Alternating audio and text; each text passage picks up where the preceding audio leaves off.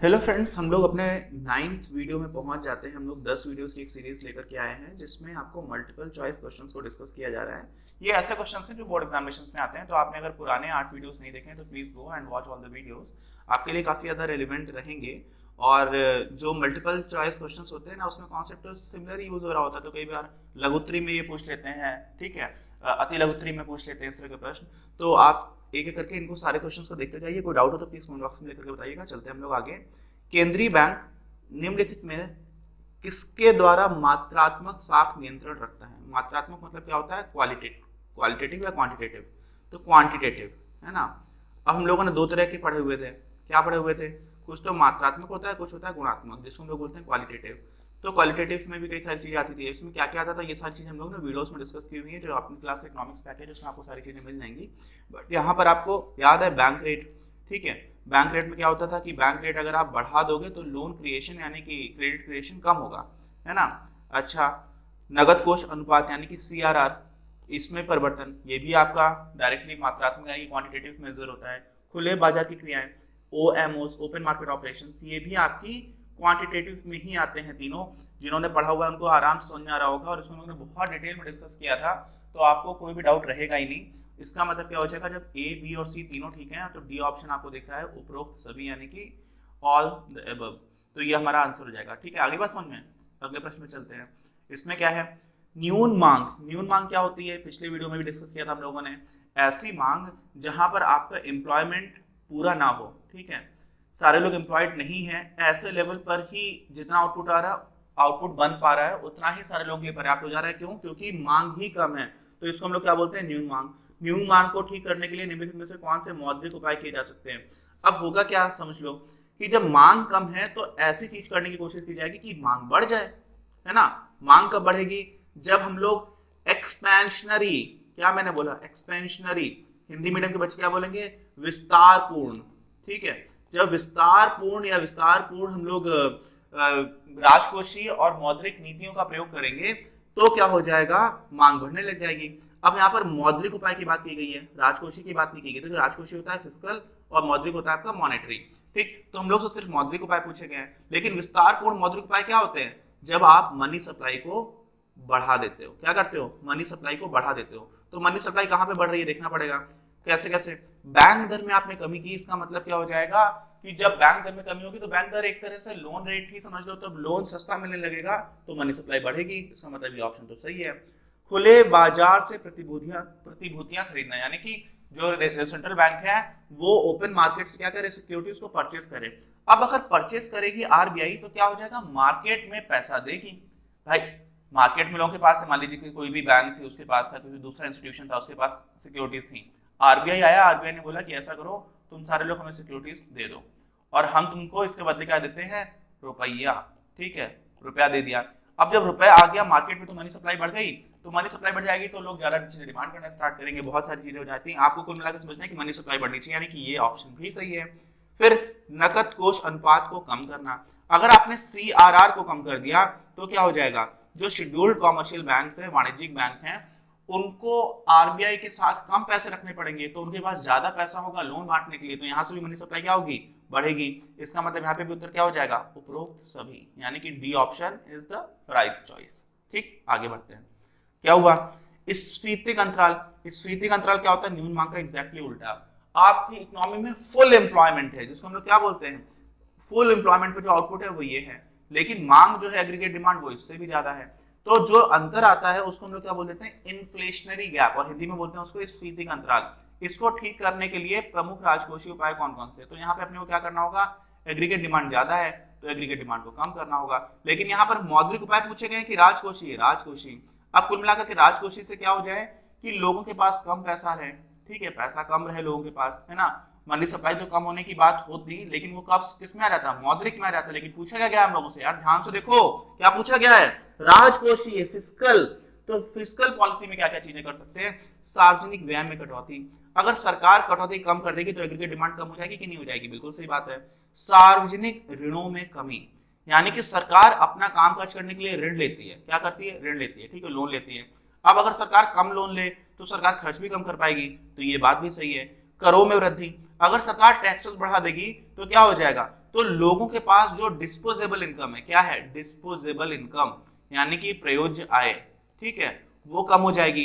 जिनको नहीं समझ में आ रहा है सांप सुन गया, उन्होंने सेकंड चैप्टर ठीक से नहीं पढ़ा, तो प्लीज गो बैक एंड जो भी वीडियोस है सेकंड चैप्टर के उनको आप लोग ठीक से देख लीजिए, क्योंकि सेकंड चैप्टर में हम लोग इसकी बात की थी प्रयोज्य की डिस्पोजेबल इनकम की, राइट। तो यहाँ पर भी तीनों उत्तर सही हैं, तो यहाँ पे भी ऑप्शन क्या आ गया, उपरोक्त सभी।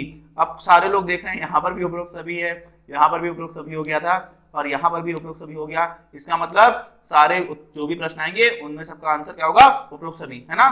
बिल्कुल गलत। ऐसा शक्तिमान आता था बचपन में तो बोला जाता कि अगर ऐसी कोई घटना होती है ना, जिसको शक्तिमान से जुड़ा था, तो उसे मात्र एक संयोग कहा जाएगा, कोइंसिडेंस। कोइंसिडेंस समझते हो कि हो गया, नॉट नेसेसरली ऐसा हमेशा हो, मतलब जरूरी नहीं है कि उपरोक्त सभी वाला ही हमेशा उत्तर सही हो, है ना, ऐसा होता नहीं है। तो कुछ लोग जो है ना, जो तुक्का लगाने वाले लोग होते हैं, वो लोग इस तरह का कुछ कुछ कैलकुलेशन करना स्टार्ट करते हैं और उसमें वो गड़बड़ा जाते हैं, ठीक। अच्छा, आगे बढ़ते हैं। अगर MPC 0.5 है तो K क्या होगा, एग्जैक्टली सेम क्वेश्चन हम लोगों ने पिछले वीडियो में भी किया था, बहुत बार पूछ लेते हैं यार। K क्या होता है, इन्वेस्टमेंट मल्टीप्लायर क्या होता है, 1/1 माइनस MPC। MPC क्या होता है, सीमांत उपभोग प्रवृत्ति, बस इसी फॉर्मूला में डाल दीजिए 1 माइनस 0.5, ठीक। तो 1 से 0.5 को घटाएंगे कितना हो जाएगा, 1/0.5। अच्छा, एक में आधे से भाग देंगे तो कितना आ जाएगा, 2। इसी को देखो कैलकुलेशन में करके दिखा देता हूँ, बहुत लोगों को बहुत कंफ्यूजन होता है। देखो 1/0.5 है, सीधा सीधी बात है, ऐसे भी लिख सकते हो 0.5 इंटू 2, एक को लिख दिया, यहाँ पे 0.5 लिखा, इससे काट दिया तो क्या बचा, 2, ठीक। दूसरा क्या तरीका है, 0.5 को हम लोग फ्रैक्शन फॉर्म में, भिन्न के रूप में लिखेंगे तो क्या हो जाएगा, 1/2, ठीक। अब अगर एक में आप 1/2 से भाग दे रहे हो तो इसी को ऐसे लिख सकते हैं, 1/2 था, 2 ऊपर पहुंच जाएगा, गुणे 2, तो यहाँ से भी क्या आ गया, 2 आ गया, ठीक। आगे बात समझ में। तो बस ये तो फर्जी कैलकुलेशन जो कुछ लोगों को दिक्कत होती है इसलिए मैंने बता दिया, बाकी तो ये लल्लू क्वेश्चन था। अच्छा, इसका आंसर तो बताया ही नहीं, आगे बढ़ गए हम लोग खुशी में, तो ऐसी गलती आप मत करिएगा, डी पार्ट हो गया इसका, ठीक। अच्छा, आयकर का लाभ किसको प्राप्त होता है, बताइए। अब अर्थशास्त्र पढ़ने के लिए घर या गांव छोड़कर बाहर जाने की कोई जरूरत नहीं। कक्षा 12 के लिए लगभग 200 कॉम्प्रिहेंसिव लेक्चर वीडियोस और साथ ही क्विक रिवीजन वीडियोस। साथ में आपको मिलेगा चैप्टर वाइज क्लास नोट्स, सर्वाधिक महत्वपूर्ण प्रश्नोत्तर एवं पिछले वर्षों के प्रश्न पत्र। ये पूरी सामग्री सर्वश्रेष्ठ सामग्री मात्र 2400 रुपए में। यूपीएससी परीक्षाओं, पीसीएस, पीजीटी, टीजीटी, एसएससी जैसी परीक्षाओं के लिए हिंदी माध्यम के विद्यार्थियों के पास अर्थशास्त्र की नींव मजबूत करने का इससे बेहतर कोई अन्य विकल्प नहीं। जल्दी कीजिए, ऑफर लिमिटेड समय तक। केंद्र सरकार को टैक्स तो यार जमा केंद्र सरकार को ही करते हो तो इसको तो होगा ही होगा। राज्य सरकार को आयकर देते हो क्या, देते तो नहीं हो, लेकिन लाभ प्राप्त पूछा गया है, पूछा क्या गया है, समझ रहे हो ना, लाभ किसको प्राप्त होता है। तो देखो ऐसा होता है, हमारे यहाँ पर एक है फाइनेंस कमीशन, क्या है, फाइनेंस कमीशन, ठीक। अब देखो आयकर जो है वो लोगों से तो मिल रहा है केंद्र सरकार को, लेकिन लोग रहते तो राज्यों में ही है ना। केंद्र और राज्य, अब राज्य सरकारों का क्या होता है, एक हिस्सा होता है, तो जो भी टैक्सेस होते हैं केंद्र सरकार के, उसका जो एक पूल बना केंद्र सरकार के पास, जैसे कि कॉर्पोरेशन टैक्स यानी कि निगम कर है, वो भी पूरा का पूरा किसके पास चला जाता है, स्टार्टिंग में किसके पास जाता है, केंद्र सरकार के पास। लेकिन केंद्र सरकार क्या करती है, उन्हीं टैक्सेस से एक फॉर्मूला होता है जो फाइनेंस कमीशन बनाता है 5-5 साल के लिए, उस फॉर्मूले के हिसाब से अलग अलग राज्यों के साथ क्या कर देती है, उसी कलेक्टेड टैक्स का आवंटन कर देती है, डिस्ट्रीब्यूशन कर देती है। तो राज्य सरकार को क्या होता है, डायरेक्टली आप पे नहीं कर रहे हो, लेकिन फायदा तो हो रहा है ना, तो केंद्र को भी हो रहा है, राज्य को भी हो रहा है, तो केंद्र सरकार और राज्य सरकार दोनों को, ये भी उत्तर हो गया। उपरोक्त में से कोई नहीं, ये बिल्कुल गलत है, इसका मतलब सी जो है आपका ऑप्शन सही हो गया। आगे बात समझ में। अच्छा, भारत का वित्तीय वर्ष है, ये लल्लू से लल्लू प्रश्न है ना, लेकिन इसमें भी कुछ लोग होते हैं हमारे यहाँ महारथी टाइप के, वो कहेंगे कि सर वर्ष तो 1 जनवरी से 31 दिसंबर तक होता है और यही मार करके आ जाएंगे और एकदम से खुश भी हो जाएंगे, है ना। तो उनका उत्तर क्या हो जाएगा, गलत हो जाएगा यार, ये तो गलत है। फिर अगला क्या दे रखा है, 31 अक्टूबर से 1 सितंबर, है ना, तो क्योंकि ऑप्शंस भरने थे, फिर इनमें से कोई नहीं, ये सारे तो अजी फर्जी है, एंटरटेनमेंट के लिए आप इनको पढ़ लो। उत्तर सबको पता है, 1 अप्रैल से 31 मार्च। अगर आपको ये उत्तर भी नहीं पता है तो फिर वास्तव में हालत जो है काफी ज्यादा गंभीर है। तो गंभीर हालत होने पर क्या होता है, ज्यादा मेहनत करिए, है ना। इसका मतलब ये थोड़ी है कि कुछ नहीं हो सकता, सब कुछ हो सकता है, कोई भी पेट से सीख के नहीं आया। आगे बढ़ते हैं। बजट प्राप्तियों की, हालांकि यहाँ पर एक बात समझिए, एक बार और बता देता हूँ कि 1 जनवरी से 31 दिसंबर के लिए हमारा वित्तीय वर्ष बना दिया जाए, इसकी बात की जाती है, कभी कभी ऐसे उठती है, क्योंकि हम लोग अभी इंटरनेशनली अलाइंड हो जाएं।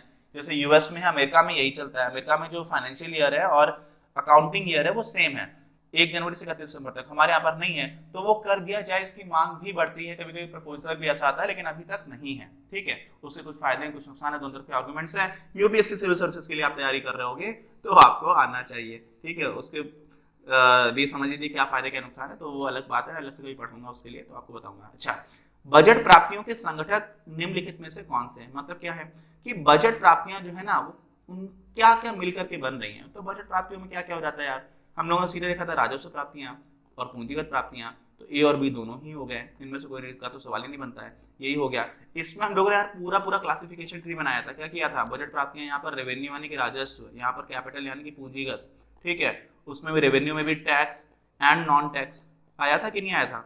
अच्छा, और क्या हुआ था कैपिटल में, इसमें भी हम लोगों ने, सरकार क्या करती है मुख्य रूप से डिसइन्वेस्टमेंट कर देती है ना, पुराना लोन वापस लेती है, वापसी वसूली भाई था एक गोलमाल मूवी में, ठीक है, वसूली भाई, तो वसूली करती है, अपना जो लोन दिया था लोन के ऊपर जो ब्याज है वो तो रेवेन्यू में आएगा राजा बाबू, नॉन टैक्स में, लेकिन जो डिसइन्वेस्टमेंट किया और जो वसूली की है लोन की प्रिंसिपल अमाउंट की, जो मूलधन था उसकी वसूली की है, वो आपका कैपिटल में आ जाता है, कैपिटल रिसीट्स में, यानी कि पूंजीगत प्राप्तियों में। और इसी में तीसरा आ जाता है कि सरकार ऋण ले लेती है। क्यों ले लेती है? क्योंकि हमारे यहाँ फिस्कल डेफिसिट होता है।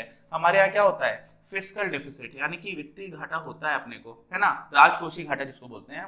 ठीक, तो राजकोषीय घाटे को पूरा करने के लिए, पाटने के लिए अपने को काम तो चलाना है, तो लोन ले लेती है सरकार। अच्छा, अगला प्रश्न क्या है, अप्रत्यक्ष कर के अंतर्गत निम्नलिखित में किसे शामिल किया जाता है? किसमें? अप्रत्यक्ष कर। अब देखो, उत्पादन शुल्क, इसी को एक्साइज ड्यूटी बोला करते थे, बिल्कुल सही बात है ना। अप्रत्यक्ष होता क्या है? अप्रत्यक्ष ये होता है कि देखो जिससे वसूला जा रहा है ना, अल्टीमेटली देखो आपने खरीदा साबुन, क्या खरीदा? वॉशिंग पाउडर, निरमा, है ना। अब साबुन खरीदी आपने, साबुन जब आपने खरीदा तो अल्टीमेटली जो आप देखते हो तो उस पर लिखा रहता है एमआरपी, मैक्सिमम रिटेल प्राइस, और इसी के नीचे लिखा रहता है इंक्लूसिव ऑफ ऑल टैक्सेस। क्या लिखा रहता है? यानी कि सारे करों सहित आप पैसे दे रहे हो, तो 10 रुपए लिखा हुआ उसमें ऑलरेडी टैक्सेस इंक्लूडेड हैं, तो अल्टीमेटली तो आप दे रहे हो, लेकिन आप कहीं पर जाकर के फाइलिंग तो कर नहीं रहे हो कि नहीं हमने इसके लिए देखो टैक्स पे किया, तो लिया अल्टीमेटली आपसे जा रहा है, बट जो भुगतान है वो जो भी आपका मैन्युफैक्चर था, उत्पादक था, उससे किया जा रहा है। ठीक है, तो वो पहले से ही आपने पेमेंट एक तरह से उससे ले लिया गया और उसने जो है वही सारी चीजें आपके ऊपर पास ऑन कर दी, तो आप दे रहे हो अल्टीमेटली, लेकिन वसूला किससे आ रहा है? उत्पादक से। तो ऐसा अप्रत्यक्ष कर हो जाता है। इसमें एक और चीज होती है, इसको हम लोग बोलते हैं इंसिडेंस। किसके ऊपर है आपको इंग्लिश में सिखाऊंगा कभी, ठीक है, जब कैनन्स ऑफ टैक्सेस हम लोग पढ़ेंगे तब इसकी बात करेंगे। ये भी यूपीएससी के लिए है या हायर एजुकेशन में आपको पढ़ाऊंगा हायर क्लासेस में। तो अब ये तो हो गया बिक्री कर, ठीक है, सेल्स टैक्स। अब ये वैसे रहे नहीं है, ये सब जो है ना, ये इतिहास की बातें हो गई हैं। क्यों हो गई हैं? ज्यादातर चीजों पे, सारी चीजों पे नहीं है। ये अभी क्या है, ये सारे जीएसटी में मिल गए हैं, समाहित हो गए हैं, समावेश हो गया इनका जीएसटी में। ठीक है, तो ए और बी दोनों, तो जो उत्तर है वो क्या हो जाएगा आपका? ए और बी। तो इन प्रिंसिपल ये दोनों जो अप्रत्यक्ष कर ही हैं, अब है वही चीज, उनका जीएसटी में समाहित हो गया, इसका मतलब थोड़ी कि उत्पादन शुल्क नहीं रहा, उसको समाहित कर लिया तो वही है, उसको टैक्स फॉर बदल गया, लेकिन लग क्यों रहा है? तो उत्पादन के लिए लग रहा है। लग क्यों रहा है? बिक्री के लिए लग रहा है। तो ए और बी दोनों ही इसका उत्तर हो जाएगा। फिर बजट की अवधि क्या होती है? वाह क्या प्रश्न है। अब इसमें कुछ शूरवीर होंगे, वो कहेंगे यार हमने पंचवर्षीय योजनाएं पढ़ी थी, वो तो 5 साल की होती है, तो ये मान करके आ जाएंगे, और उनका उत्तर ऑब्वियसली गलत हो जाएगा। 2 वर्ष, ये पता नहीं क्या हमारे 2 टाइप का कुछ चल रहा है। 10 वर्ष, ओ माय गॉड, डिकेड का पूरी बात कर रही है। ये हंसने के लिए ऑप्शंस दे दिए जाते हैं कभी कभी, क्योंकि सबको पता होता है कि ये तो वार्षिक होता है 12। जब आपको अभी ऊपर पूछा भी क्या था, कब से कब तक चलता है, पूछा क्या था कि नहीं पूछा क्या था? 1 अप्रैल से 31 मार्च तक 21 साल तो हुआ। ठीक, अच्छा, पंचवर्षीय योजनाएं लंबे समय के लिए चलती हैं, फिर उसमें कुछ स्टेटमेंट्स होते हैं, 3 साल के लिए एक स्टेटमेंट आता है अपना एक्शन प्लान, तो वो 3 साल का होता है। वो सारी चीजें आपसे पूछी भी नहीं जाएंगी, पूछी जा सकती हैं, बट बहुत कम चांसेस है। अच्छा, लास्ट प्रश्न क्या है? सरकार के पूंजीगत आय के स्रोत में नहीं आता है। क्या पूछा गया? नहीं आता है। ऋण की वसूली भाई मैंने आपको बताया था कि सरकार ने किसी को लोन दे रखा था, तो उसमें जो इंटरेस्ट था वो तो राजस्व प्राप्तियों में आ रहा था, लेकिन जो ऋण की वसूली गई है, मूलधन वापस लिया गया, वो तो आपका पूंजीगत आय के स्रोत में ही आता है। फिर विनिवेश से प्राप्त है, डिसइन्वेस्टमेंट। मोदी सरकार बहुत दम लगा रही है पिछली टाइम पर भी, इस टाइम पर भी, जिसको बोलते हैं कि हमें सारी चीजों को काफी हद तक प्राइवेटाइज करते चले जा रहे हैं एफिशिएंसी बढ़ाने के लिए। And in most of the cases I am kind of in favour of this decisions. जैसे अब 55,000 करोड़ का नुकसान, लॉस था किसको? एयर इंडिया को, और हमेशा ही सरकार पे करती आ रही है। तो ऐसे कॉम्पिटिटिव सेक्टर्स में जहाँ पर प्राइवेट सेक्टर अच्छा काम कर सकता है वहाँ पे कर दो, ठीक है। लोग उसका विरोध करते हैं, बहुत सारी जगह पर नहीं भी होना चाहिए, मतलब केस टू केस वैरी करता है, बट इन जनरल प्राइवेटाइजेशन की डायरेक्शन ठीक है, ऐसा समझ में आता है। बहुत सारे आर्गुमेंट्स आप पढ़ेंगे तो। अच्छा, फिर कर। कर तो यार रेवेन्यू है बाबू, राजस्व प्राप्ति के अंतर्गत आता है। ये तो सबसे ज्यादा इंपॉर्टेंट चीज है। राजस्व प्राप्ति क्या होती थी, जो आमतौर पर सरकार अपना काम करते करते लेकर के आएगी ही, उसी के अंतर्गत आता है, और कर तो सबसे इंपॉर्टेंट है। फिर सरकार द्वारा ऋण प्राप्ति। सरकार द्वारा ऋण प्राप्ति क्यों होती है, क्योंकि सरकार को हो जाता है राजकोषीय घाटा। तो ये भी आपका किस में आ जाता है, किस में आ जाता है, पूंजीगत में। और पूछा गया नहीं, तो नहीं क्या हो जाएगा, मैंने बताया कि कर आपका राजस्व प्राप्ति में आता है, तो आपका ऑप्शन हो जाएगा सी। आगे बस समझ में आ गई, सी ऑप्शन है, ठीक है। अब जिन लोगों को थोड़ा डाउट हुआ, उनको समझ में नहीं आया, एक बार इन उत्तरों को भी देख ले। उत्तर माला आपकी आ गई, आंसर शीट आ गई, और इसके बाद आपके लिए बचा है एक और वीडियो, फिर हम लोग बाकी भी काम करते रहेंगे। और जिन लोगों ने अभी तक चैनल सब्सक्राइब नहीं किया, प्लीज सब्सक्राइब चैनल। आप लोगों के लिए हम लोग काफी मेहनत से और काफी सारी चीजों को, देखिए क्वेश्चन तो कोई भी बना सकता है ना, उठा के ला सकता है, लेकिन एक चीज होती है कि आप रिसर्च करते हो कि कौन कौन से क्वेश्चन रेलिवेंट है, वो सारी चीजों में बहुत टाइम जाता है ना। नहीं तो ऐसे तो क्या है, कहीं से उठा करके छाप करके पढ़ाना स्टार्ट कर दिया, राइट। तो आप लोग की सपोर्ट की काफी जरूरत है। जितने भी आप दोस्तों को जानते हैं प्लीज उनके साथ शेयर करिए, बाकी चैनल सब्सक्राइब करिए। कोई डाउट हो तो प्लीज कमेंट बॉक्स में लिखकर बताइए। मिलते हैं हम लोग अपने अगले वीडियो में। गर्दा उड़ाते रहिए और घर पे रहिए, सेफ रहिए। काफी डिफिकल्ट टाइम कोविड का चल रहा है, तो आप लोग बच करके रहें।